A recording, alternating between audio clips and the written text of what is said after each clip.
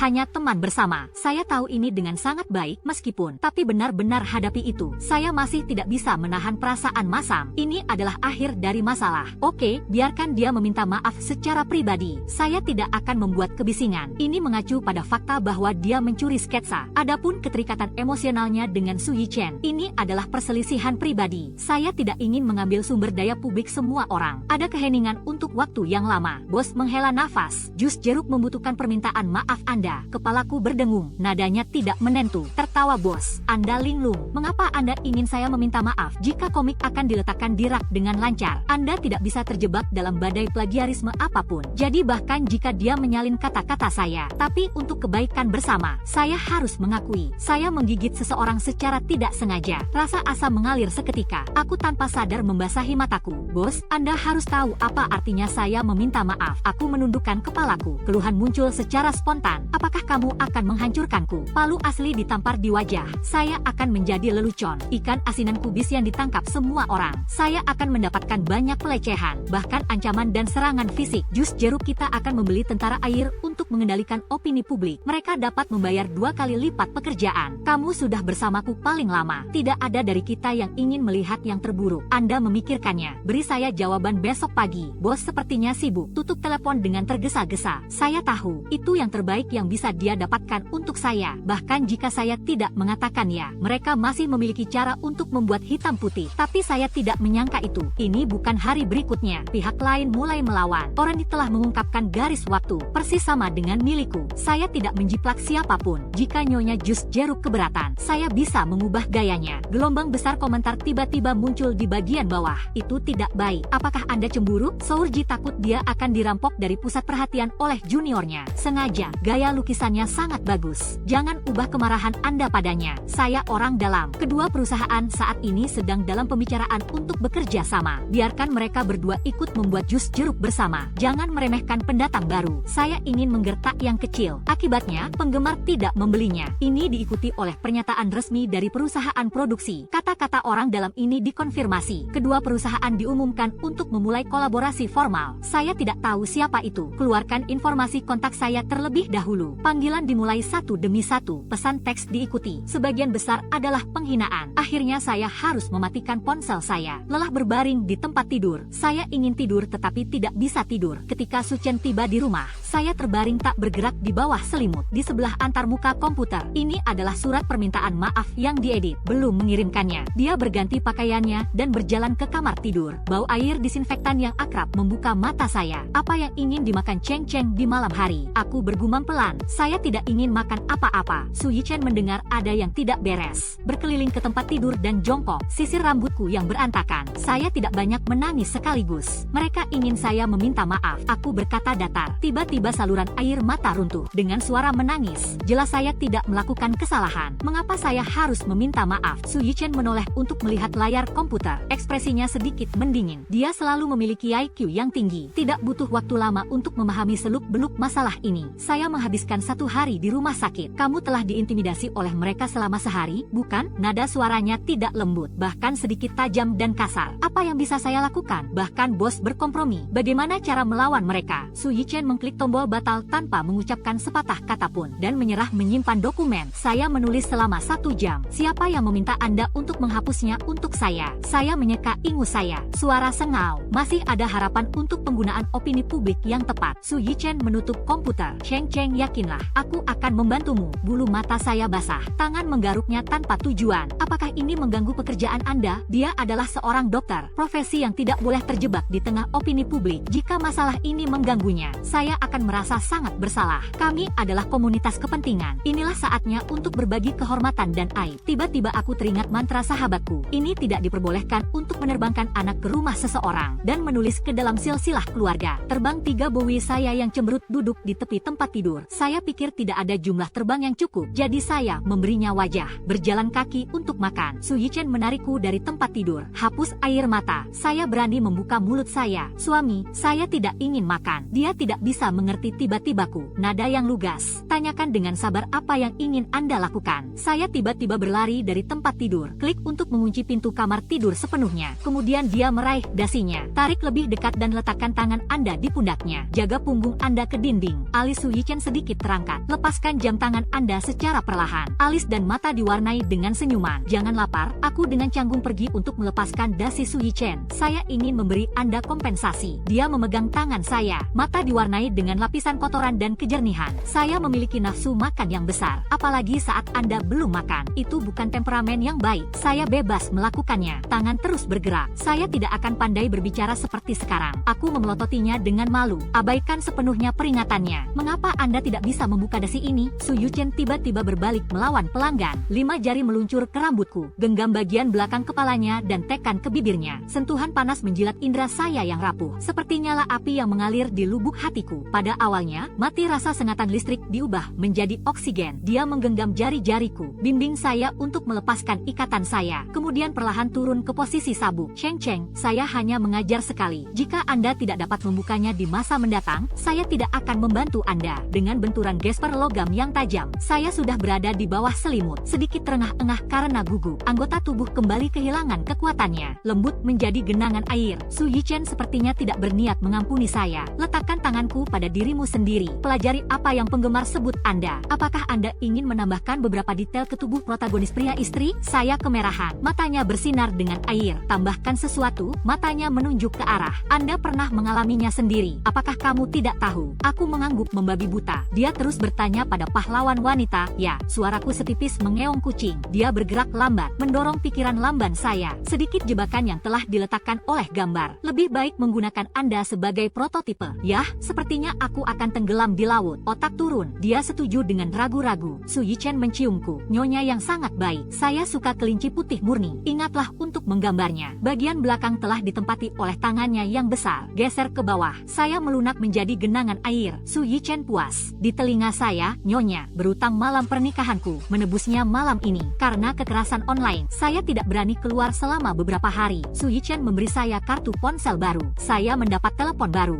Hanya ada beberapa teman dan kerabat di dalam. Dia menetapkan dirinya ke puncak. Di malam hari, saya menerima WeChat-nya. Aku akan mengajakmu makan malam-malam ini. Siapa yang ada di sana?